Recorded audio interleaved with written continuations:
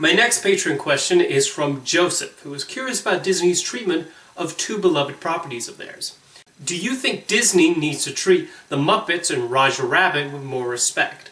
I know they're supposedly making a new Muppet show for Disney+, and Steven Spielberg partly owns Roger Rabbit, but they need to treat them the same way they treat Disney Animation, Pixar, Marvel, and Star Wars.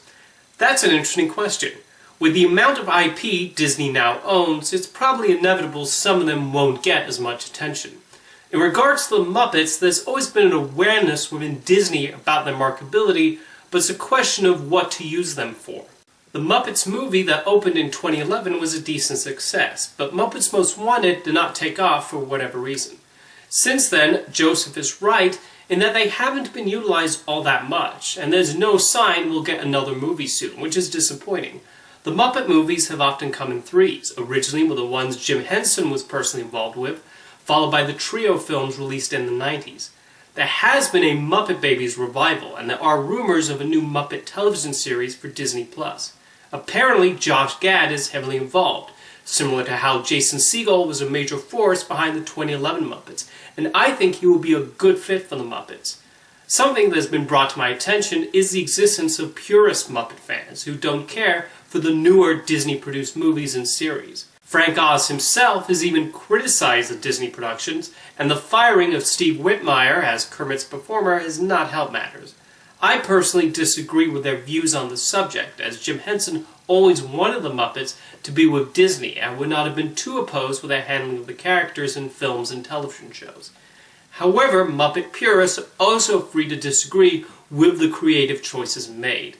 I think the Disney Plus platform will allow the company to do more clever things with the Muppets for years to come, and I look forward to this new television series. As for Roger Rabbit, that is a character who's laid dormant for many years. After the success of Who Framed Roger Rabbit, Disney did attempt to make a sequel and even a prequel, the history of which I talked about in another video. Roger Rabbit is a character who is unique among Disney properties, in that they don't fully own the rights to him, like Joseph mentioned. Steven Spielberg, through his production company, Amblin Entertainment, executive produced Who Framed Roger Rabbit, and was even the principal reason other studios like Warner Brothers and Universal agreed to lend their cartoon stars to a Disney production. Thus, he has to give the go-ahead to any sequel or spin-off.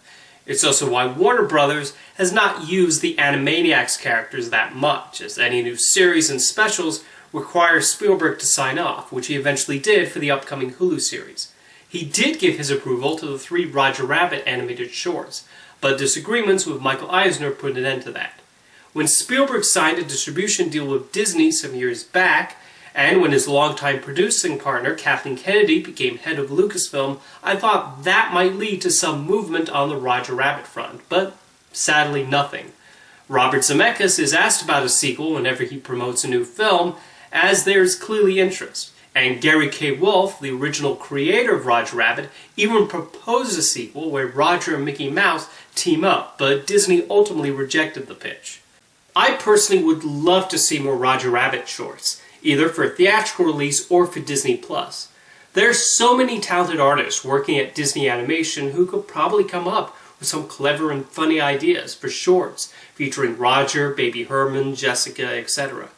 As for a sequel, I am actually okay with Who Framed Roger Rabbit remaining a standalone.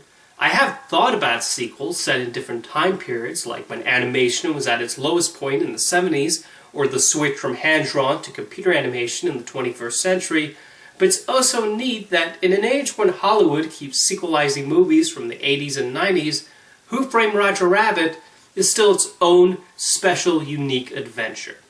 But if you want more Roger Rabbit, well, that's up for Mr. Spielberg to decide. Thank you for your question, Joseph.